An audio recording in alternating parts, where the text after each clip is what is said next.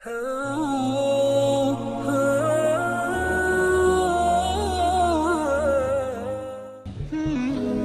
شخص حضور کی خدمت میں حاضر ہوتا ہے اور عرض کرتا ہے متسع یا رسول اللہ، حضور قیامت کب آئے گی؟ تو پوچھا ما اعددت لہا، تو نے اس کے لیے تیاری کیا کی؟ تو اس نے کہا کہ میں کثرت صوم کی، کثرت صلاۃ کی بات نہیں کرتا، اگرچہ یہ سب کچھ اس کے دامن میں تھا تو ناز اس پہ نہیں کیا، کہا میں اللہ اور اس کے رسول سے پیار کرتا ہوں۔ تو حضور علیہ السلام نے فرمایا آدمی جس سے پیار کرے کل قیامت کے دن اسی کے ساتھ اٹھایا جائے۔ صحابہ کہتے ہیں کہ ایمان لانے کے بعد ہمیں سب سے زیادہ خوشی اس بات کی ہوئی، اس لیے کہ ہم رسول اللہ سے پیار کرتے ہیں اور رسول اللہ کے ساتھیوں سے پیار کرتے ہیں، تو ہمیں سب سے زیادہ خوشی اس بات کی ہوئی کہ حشر کے دن ہم حضور کے ساتھ اٹھائے جائیں۔ تو محبت کا ربط اور رشتہ اور تعلق ان سے قائم کرو جن کی محبت آدمی کو نکمہ نہیں کرتی بلکہ نکموں کو بھی کام کا بنا دیتی، جن کو کوئی پوچھتا نہیں تھا اور جن کو یہ بھی معاشرہ حق نہیں دیتا تھا کہ وہ ساتھ بیٹھ کے کھانا بھی کھا لیں، اور جن کو ساتھ بٹھانے اور ساتھ چلنے کے قابل نہیں سمجھا جاتا تھا، پھر حضور علیہ السلام کی محبت کا جوہر نصیب ہوا تو امیر المومنین حضرت بلال کا استقبال کرنے کے لیے کھڑے ہیں، اور جب بلال آئے تو کالے رنگ کا ہاتھ چوم کے آنکھوں سے لگاتے ہیں اور کہتے ہیں یا بلال انت سیدنا، بلال لوگ تجھے غلام کہیں ان کی مرضی، میرا تو آقا لگتا ہے نا۔ تو یہ وہ محبت ہے جو پست کو بالا کر دیتی اور پستیوں سے اٹھا کر کے بلندیوں تک پہنچا دیتی۔ تو ہم نے اپنے دل کا رشتہ اور ربط اس آقا سے جوڑنا ہے تاکہ ہم پستیوں سے نکل کر کے بلندیوں کی طرف فائز المرام ہو جائیں۔ ہماری ذلت، ہماری رسوائی اور ہماری پسماندگی کا سبب یہ ہے کہ ہمارا ربط حضور سے کمزور ہوا، تو ہم دنیا کے اوپر ذلیل و رسوا ہو کے رہ گئے۔ جب حضور سے ربط ہمارا مضبوط ہوگا تو بحر و بر پہ چھا جائے۔ حضرت سیدنا عمر رضی اللہ تعالی عنہ عرض تہامہ سے گزر رہے تھے تو بچوں کی طرح بلک بلک کے رونے لگے۔ کسی نے کہا عمر 23 لاکھ مربع میل کی حکمرانی اور بچوں کی طرح رو رہے ہو؟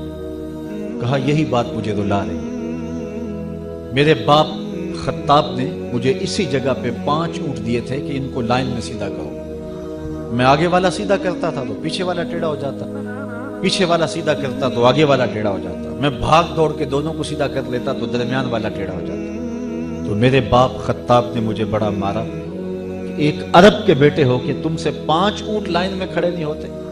کہا ایک زمانہ عمر پہ ایسا تھا کہ 5 اونٹ لائن میں کھڑے نہیں ہوتے تھے، آج 23 لاکھ مربع میل کی حکمرانی ہے، شرق سے لے کر غرب تک انسان بھی لائن میں کھڑے ہیں، یہ محمد عربی کے جوڑوں کا صدقہ نہیں ہے تو اور کیا ہے؟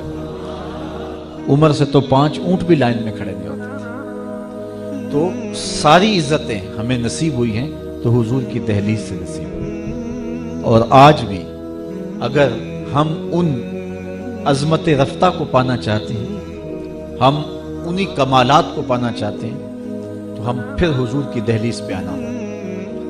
اقبال کے سارے کلام کا رس نچوڑیں تو جو خلاصہ اور جو رس نکلتا ہے وہ یہ ہے کہ محمد سے وفا تو نے تو ہم تیرے ہیں، یہ جہاں چیز ہے کیا لوح و قلم تیرے ہیں۔ اقبال کہتا ہے حضور سے وفا کرو تو پھر لوح بھی تمہارے ہاتھ میں پکڑا دیں گے، قلم بھی تمہیں دے دیں گے، تم جو چاہو گے لکھ لو گے، پھر تمہاری تقدیر کے فیصلے واشنگٹن میں نہیں ہوں گے بلکہ خدا بندے سے خود پوچھے گا بتا تیری رضا کیا ہے۔ شرط یہ ہے کہ وفا کا رشتہ حضور کی ذات سے مستحکم ہو جائے، اور ہم نے اس رشتے کو مضبوط کرنا ہے۔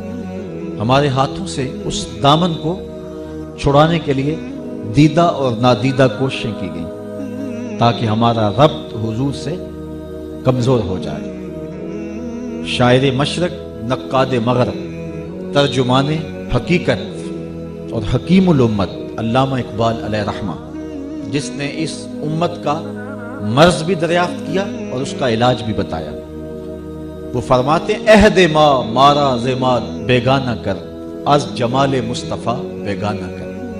ہمارے عہد نے، ہمارے عصر رواں نے ہمارے ساتھ جو زیادتی کی وہ یہ ہے کہ ہمیں ہم سے دور کر دیا، اس لیے کہ ہمیں ذات رسالت مآب صلی اللہ علیہ وسلم سے دور کر دیا.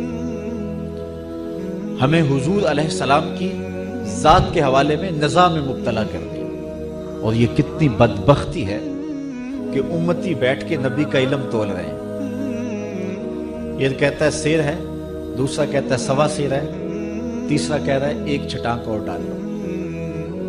کس کو تول رہے ہو؟ شرم نہیں آتی؟ سونار کے چھوٹے سے ترازو پہ رتی اور ماشے کا حساب تو ہو سکتا ہے، منوں اور ٹنوں کا حساب تو نہیں ہو سکتا. عقل کے ترازو پہ مجھے شوق آئے تو میں آپ کو تول لوں، آپ کو شوق آ جائے چلو مجھے تول لو، لیکن جو نبیوں کا بھی امام ہو بھلا اسے تولا جا سکتا ہے؟ میں تو اپنے سیدھے لہجے میں کہا کرتا ہوں ڈٹھے ورق قرآن دے پھول سارے، تیری شان جیا نہیں کوئی ہور ڈٹھا، تیری شان دا کرے مقابلہ جیڑا انہوں عاشقاں اصلی چور ڈٹھا. کوئی نور آکھے کوئی بشر آکھے پیندا رات دنے ایہو شور ڈٹھا، اللہ والیاں گل مکا دیتی تساں ہور ڈٹھا اساں ہور ڈٹھا. تم نے حلیمہ کی بکریوں کے پیچھے پیچھے دیکھا ہے، سدرہ پر جبریل کے آگے آگے نہیں دیکھا.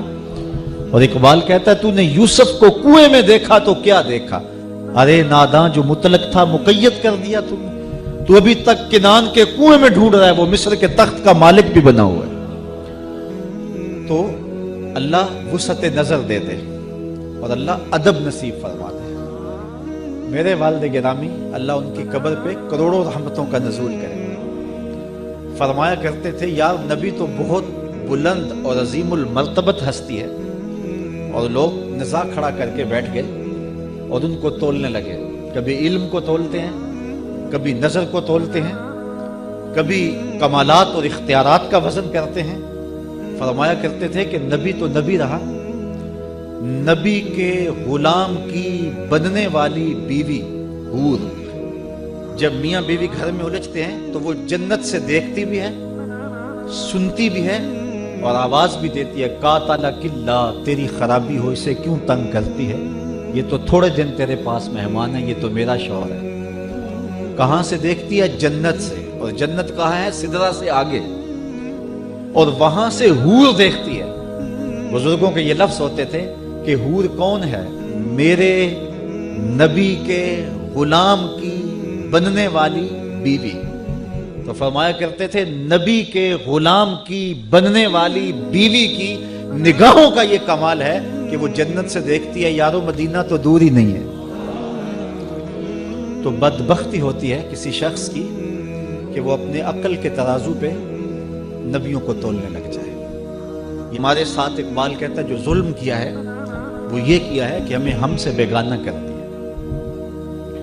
یار کوئی بیٹا باپ کو تولنے لگے اور کہے کہ میرے باپ کے پاس یہ بھی نہیں یہ بھی نہیں یہ بھی نہیں، تو مجھے بتاؤ کہ باپ کی نظر شفقت سے محروم نہیں ہو جائے گا؟ اور امتی تولنے لگے نبی کو تو اس کے پلے کچھ رہے گا؟ اعظم چشتی کا لہجہ تو سادہ ہے لیکن بڑا دل نشین ہے. وہ کہتا ہے یار نو میلی اکھ نہ ویکھی نہیں تا مرسیں کافر ہو گئے.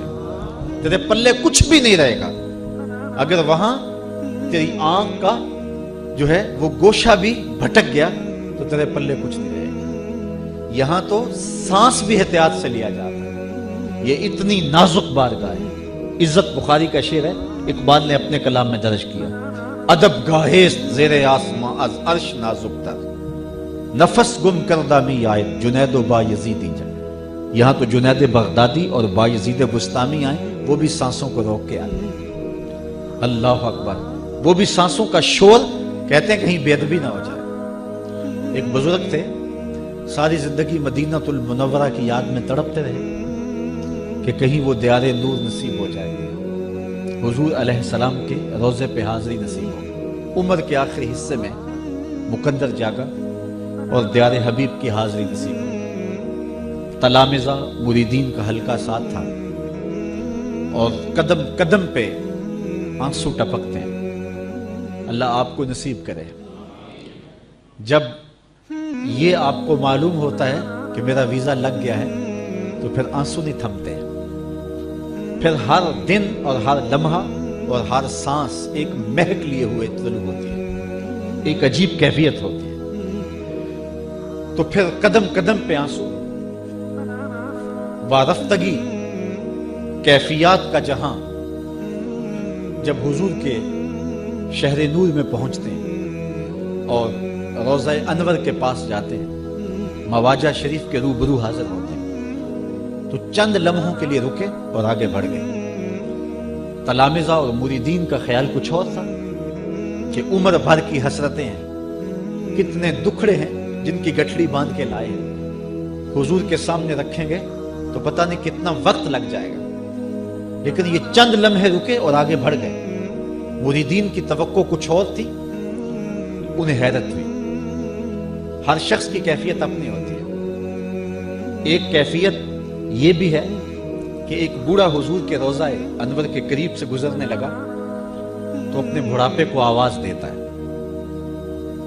پکارتا ہے کہ اے بڑھاپے، تو نے مجھے کہاں کہاں نہیں گرایا اور میرے ساتھ کیا کیا ستم نہیں ڈھائے، آج تو کہاں چلا گیا ہے؟ اے ذوف مدد کر، در احمد پہ گرا دے، دربان کہیں اٹھ کہوں اٹھا نہیں جاتا۔ تو ایک کیفیت یہ بھی ہے، لیکن اس کی کیفیت نرالی تھی کہ 2 لمحوں کے لیے رکے اور آگے بڑھ گئے۔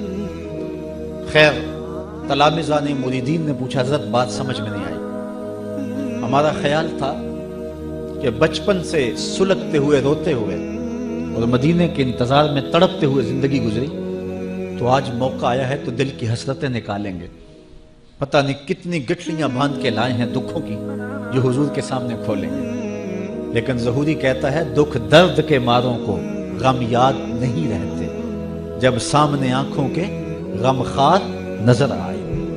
اور ایک شاعر بولا، یہ الگ بات ہے کہ تم آئے ہو تو کوئی نہیں، ورنہ درد تو یہاں ہزار رہتے ہیں۔ تو کہا حضرت سمجھ نہیں آئی، تو فرمانے لگے، تم نے اب پوچھ لیا تو سنو، میں نے سانس روکنے کی مشق کی ہوئی تھی، جتنی دیر تک سانس رکا رہا حضور کے روبرو کھڑا رہا، جب سانس چلنے لگا تو میں آگے بڑھ گیا، کہیں سانسوں کا شور بے ادبی نہ بن جائے۔ محبت والوں کے تو یہ انداز ہوا کرتے ہیں، پیار والوں کے تو یہ طریقے ہوتے ہیں۔